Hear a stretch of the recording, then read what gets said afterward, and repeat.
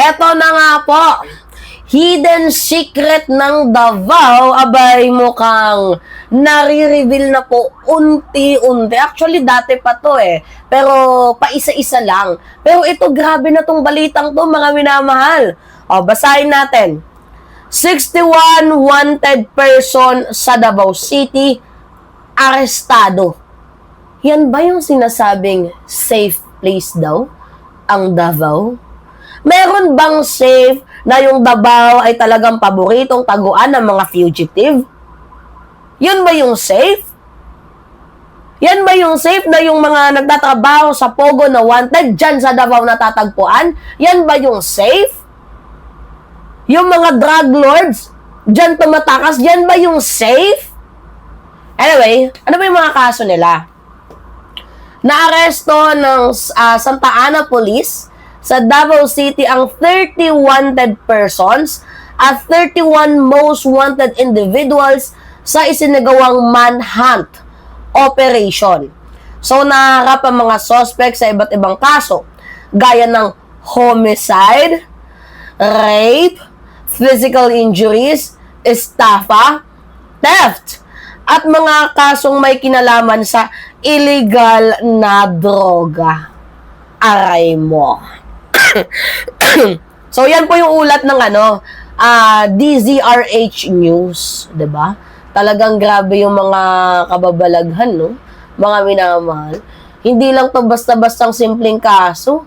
Yung kaso nila, kung makikita ninyo, homicide, aray mo. Rape, physical injury. Ngayon, tanungin natin, ganyan ba ka-safe ang Davao or baka it is just a propaganda para sabihin na yung Davao ay talagang safe or baka they manipulated the logbook kasi nung si General Torre nag-inspection dyan, dalawa daw yung logbook na totoo tapos yung logbook na ni-revise. We do not know lang, mga minamahal, kasi mayroon tayong nabalitaan na ang Davao daw po, mga minamahal, ay tinaguri ang kilalang model city. Aray mo.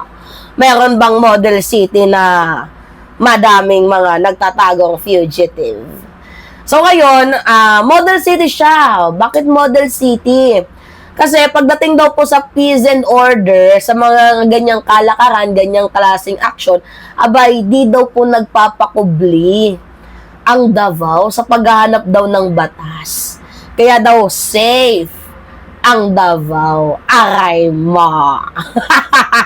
Diba? Pero ngayon, paano natin masasabing safe kung mismong yung mga wanted person, yung mga fugitive ay napaka-komportableng pamera dyan sa Davao?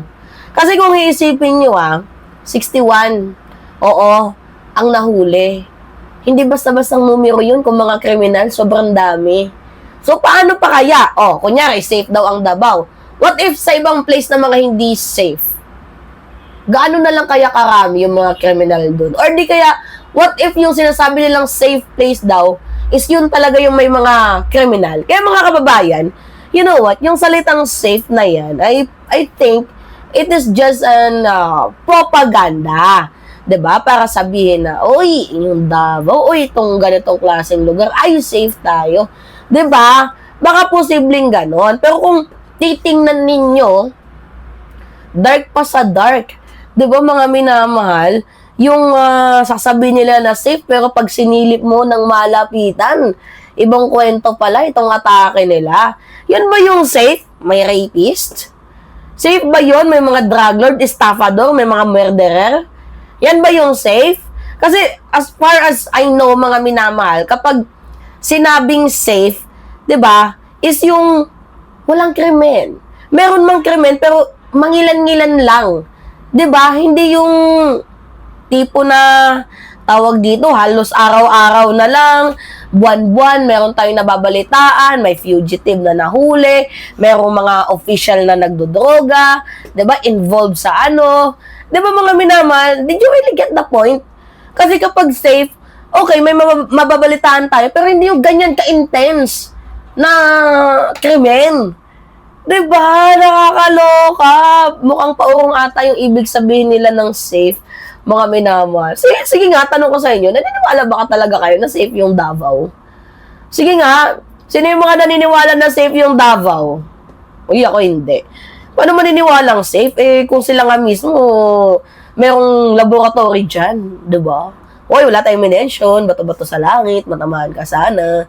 Di ba mga minamahal? So, ibig sabihin nito, may ilang bahagi pa rin talaga, to be honest, ng Davao, na nagiging kanlungan ng mga kriminal. And I think alam naman dyan ng nakaupo.